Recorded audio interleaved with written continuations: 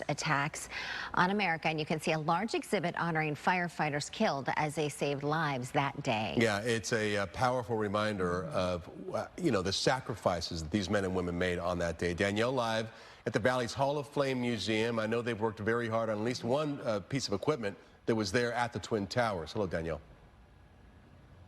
Hey guys, good morning. Yes, so there is a big event happening here at the Hall of Fame Museum. You can see right behind me here this truck. That truck was actually involved in 9/11 in New York City. We have Mark with us, the curator here at the museum. Can you just tell us a little bit about this truck, its history, and how you guys came to get it? By all means, this is Rescue 4, which was from Queens in New York. The rescue companies in New York are big call companies. They're kind of the elite of the FDNY, and this was the one from Queens. There's one from every borough in New York. All 5 of them responded that morning to the World Trade Center.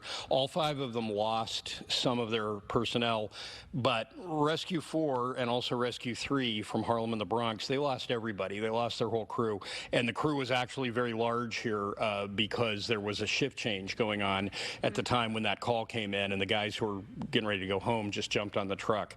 So it was a very terrible day, obviously, for that company, and it was the crew was already inside when the building came down on them.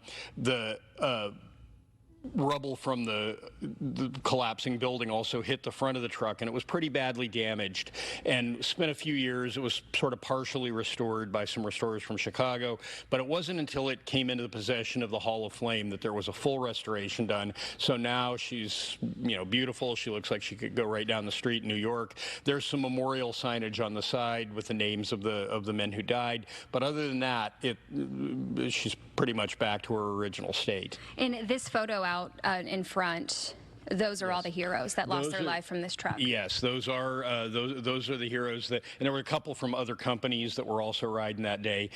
So it was a terrible day across the boards for all the first responders there, of course, in New York City. But for this particular company, the loss was everybody on the truck. Unfortunately, didn't survive that day. But we sure try to remember them here at the museum.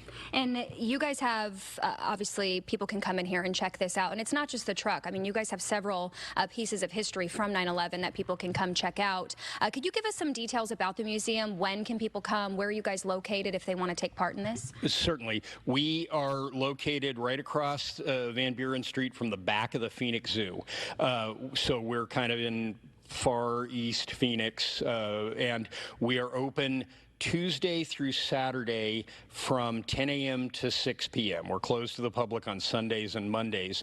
And this particular Monday, people from the museum will be participating in the day of service, what they're loosely calling 9/11 Day.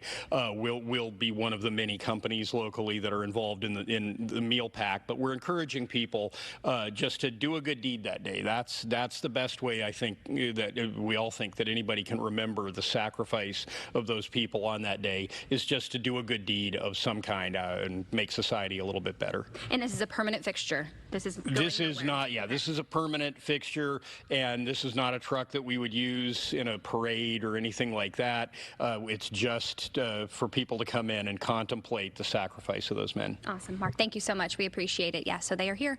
You can come see this piece of history for 9/11. Guys, we'll send it back to you. All right, Danielle, thank you so much.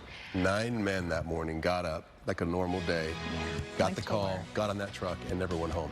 All right, Anita now has more in Cave Creek with a brave hero, one of these